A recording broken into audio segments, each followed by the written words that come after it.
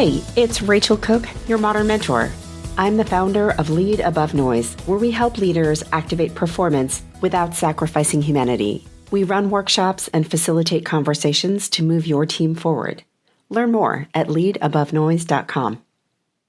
Okay, so can we talk for a minute about red flags? This is a phrase my kids are using a lot, which presumably means it is having its moment on TikTok.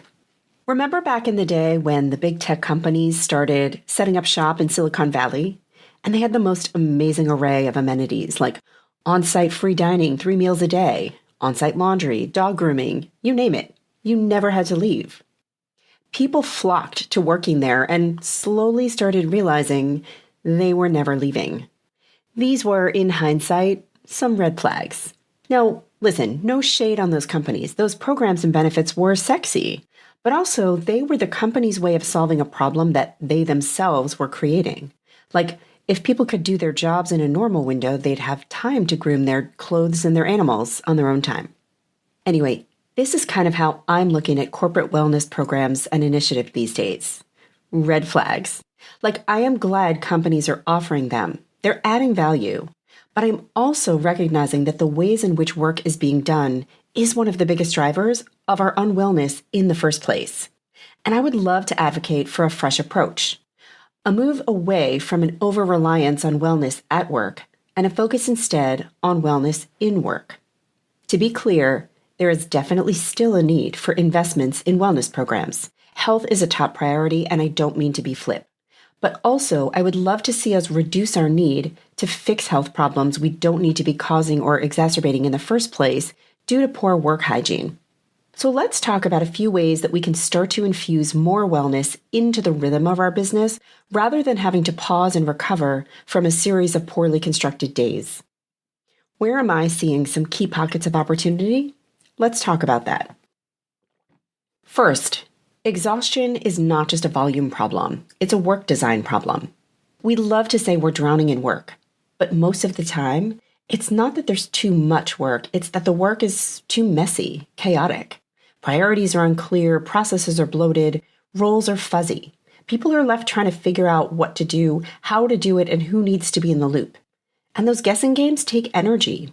When leaders don't make choices about what matters most, teams assume everything matters equally. And that's where the wheels start to spin. Add in layered approvals, clunky systems, and unclear ownership, and you're asking people to spend their best energy chasing clarity instead of making progress. The health impact is that constant context switching, reworking, and firefighting. It's not just annoying, it's biologically draining. It burns mental fuel, it erodes cognitive flexibility, and it keeps people stuck in survival mode. The work impact is that when people are wiped out, they get slower, less accurate, less creative. They stop raising ideas. Collaboration breaks down and quality drops. So here's something to try. Don't go for the overhaul. Go for leverage. Name one clear priority. Say it out loud, and then state some things that are not top priority. Find one process that feels like a grind, that has too many steps, too many people, and pull something out of it. Delegate a decision, kill a status meeting, turn a form into a sentence in Slack. These are wellness moves because they stop the energy bleed at the source. Next, poor communication isn't just inefficient, it's anxiety-inducing. When people don't know what's happening, they make up stories. And the stories they make up are almost always worse than the true kind. If a decision shifts without an explanation, if a strategy changes and no one says why, people assume the worst. They start second-guessing themselves, their leaders, and each other. And that doubt becomes a background hum of stress and mistrust. A lot of leaders worry about over-communicating, but most of the time, they're nowhere close. Because it's not just about the message, it's about the meaning. People don't just need to know what's happening, they need to understand why. And if there's nothing new to say, say that. Saying nothing creates anxiety that is a super big drain. The health impacts are that chronic uncertainty keep people's nervous systems in a state of vigilance. Our stress hormones spike, our sleep gets disrupted, and anxiety leaks into other parts of life. The work impact is people hesitate. They hold back. They don't feel trust. They either seek constant reassurance or they stop checking in altogether. Execution slows down, innovation weakens. So try this. Share your thinking, not just your decision. Talk about trade-offs. Acknowledge things you don't know. If something changed, say what triggered it, and repeat yourself. If you say it once in a meeting, say it again in writing. Consistency is what builds trust. Even just saying, there's no updates, but I'll share more next week. It tells people you haven't forgotten about them. And finally, for today, disconnected teams. They are not just lonely, they are less effective. When collaboration is weak, work gets heavier, handoffs get dropped, efforts get duplicated, and people spin in circles without realizing someone else has already solved the problem. But more than that, it makes people feel invisible, like they don't matter, they're not part of a community. We've let shallow interactions pass for collaboration. Quick check-ins, passive Slack threads, updates with no real discussion. But collaboration, it asks people to really think together, to create together, to make each other's work better, to feel seen and valued. When we don't lean into connection, there are health impacts. Loneliness at work isn't just sad. It's linked to higher levels of depression, anxiety, and even heart disease. And disconnection is so common now, the Surgeon General has called it a public health crisis. The impact on the work? Disconnected teams are slower. They make more mistakes. They're less productive. They miss opportunities to build on each other's ideas, and no wellness program can fix that. So try this. Add just a moment of human connection to how you meet and work.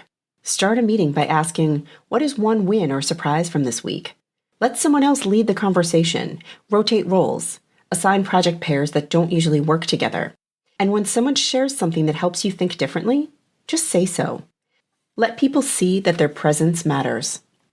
Wellness and work should work together. We've been acting like wellness is the fix for the damage that work causes. But what if wellness wasn't the bandage, it was kind of the blueprint? When we do work in ways that are clear, clean, and connected, people don't burn out so fast. They don't get sick as often. They don't get so exhausted or dread Mondays. This isn't about replacing yoga with better prioritization. It's about treating people's time and energy like the finite resources that they are. It's about recognizing that health and performance are not in conflict. They are deeply intertwined. Better work is better for people and better for companies and results.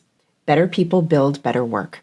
So let's stop fixing symptoms and start redesigning the system. I hope something in this episode compels you to take an action. And if you do, please shoot me an email at rachel@leadabovenoise.com to tell me all about it. Join me next week for another great episode. Until then, visit my website at leadabovenoise.com if your organization is looking up to dial its wellness in work rather than at it. You can follow Modern Mentor on Apple Podcasts, Spotify, or wherever you listen to podcasts. Find and follow me on LinkedIn. Thanks so much for listening and have a successful week. Modern Mentor is a quick and dirty tips podcast. It's audio engineered by Dan Faraband. Our director of podcasts is Holly Hutchings. Our podcast and advertising operations specialist is Morgan Christensen. And our marketing contractor is Nathaniel Hoops.